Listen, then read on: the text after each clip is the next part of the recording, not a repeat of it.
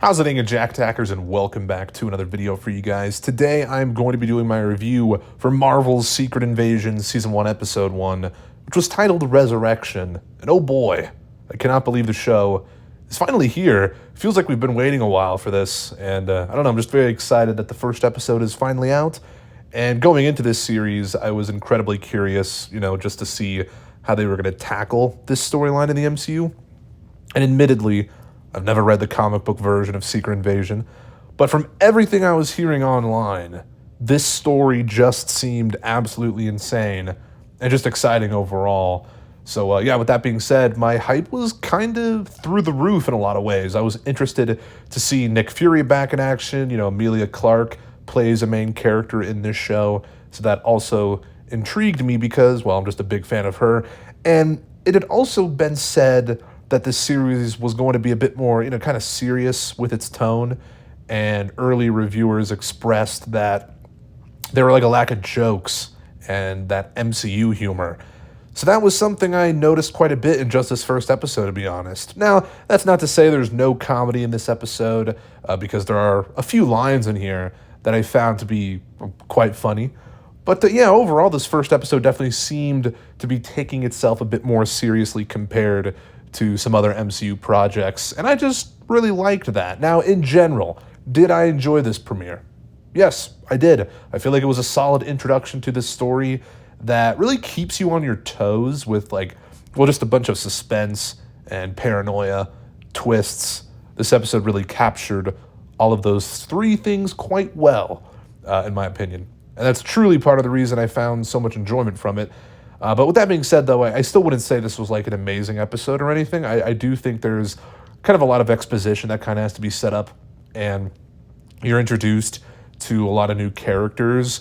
So it feels like you really have to kind of stay focused in order to learn about all these different people. That's more of a nitpick, if anything. But, we're introduced to the main antagonist of the show, Gravik, who's basically the leader of this faction of Skrulls that have set up base in Russia. And he seems super intimidating, actually, and pretty powerful. He wasn't in the episode that much, but the ending scene with him detonating the bombs in that, plaza area really just shows that this guy is not messing around, and he seems to be quite the menace, honestly. So, but I guess before I talk about some of the other characters we're introduced to, let's just address the elephant in the room, and major spoilers, of course, if you have not watched the episode yet. But at the end, Maria Hill is presumably killed by Gravik. Now, he shapeshifts into Nick Fury, and that was really cool. And I actually thought the whole way the sequence was edited really made you think that it was Nick Fury who shoots her. But it wasn't. It was Gravik, and it was shocking, to say the least. Now, I honestly have no idea if Maria Hill is actually dead, because this is the MCU, after all, and people return from the dead all the time, it seems like. So is Hill somehow a Skrull? This version of Maria Hill was somehow a Skrull, and then the real Hill is somewhere else.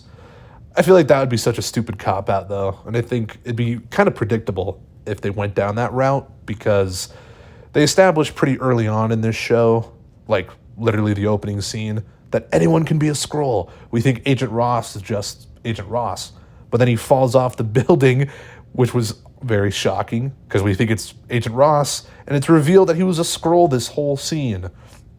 And admittedly, I kind of suspected that to happen, but it was still pretty cool. I don't know.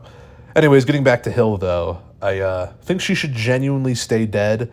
Of course, I do like her character. She's, a great addition to this universe and this show, but she's still just a side character at the end of the day. And, I really liked what they did with her in this episode. I like that we get to see Nick Fury and Maria Hill kind of work together and just have, friendly conversations with each other. I love their dynamic. They make a fantastic team. But if the show wants to establish, some stakes and truly make these Skrulls a legitimate threat to the planet, well, then killing off Hill is the perfect way to go about that. If Hill stays dead, the Skrulls definitely kind of solidify themselves as formidable, opponents. But if Hill is really dead, then yeah, I'll of course be pretty sad about it. Anyways, going back to some of the other characters in this episode, we're introduced to Gaia, Talos' daughter, played by Emilia Clarke. And she was one of the main draws of this show, at least to me. I just think Emilia Clarke's a great actress, and I'm excited to see her in the MCU finally. That's pretty cool. And yeah, the fact that she plays Talos' daughter is awesome. You know, I love Talos. Very glad he's part of the show as well. And he seems to have a really close bond with Nick Fury, which is super interesting. And I wasn't actually suspecting that, but they had spent a lot of time together. Gaia, though, is a relatively complex character so far, and I'm liking what they're doing with her. She's part of Gravik's crew, but is kind of wanting to side with her father. It seems like she's kind of uncertain if she really wants to stick with Gravik, and I'm sure that she will be explored a lot more in the other episodes. Anyways, another character I briefly want to touch on is Olivia Colman's character, Sonya. She's apparently one of Nick Fury's allies, and I think it's like an MI6 agent. And, you know, I'm sure she'll be coming in handy at some point, but I also wouldn't be surprised if Sonya turns out to be a Skrull. I'm just going to assume everyone is a Skrull, to be honest. And that's kind of what's so fun about this show already, is that it implants such a paranoia into your mind that you kind of just think everyone and anyone can be a Skrull. But in all seriousness, though, I'm really skeptical of Sonya. I'll be keeping my eyes on her for sure. Even though Olivia Colman's a great actress, she's really good in this role so far, just from the one scene we saw of her. But lastly, in terms of characters, I kind of just want to talk about what they've done with Nick Fury so far. It's great to see him back on Earth. He's a very different version of the character that we've seen in some of the other things he's been in, I feel like. He seems to have aged a lot since he was gone, obviously. And you can tell he's a bit more grizzled. And I just think that's super interesting. Samuel L. Jackson is still amazing as the character. And I'm really liking that he's kind of the main lead of the show. And yeah, that's really all I have to say about this first episode, though. It had a cool vibe to it. It really feels different than some of the other MCU projects, and I really like that. Again, it didn't blow me away, and I feel like the story needs to get going a little bit more.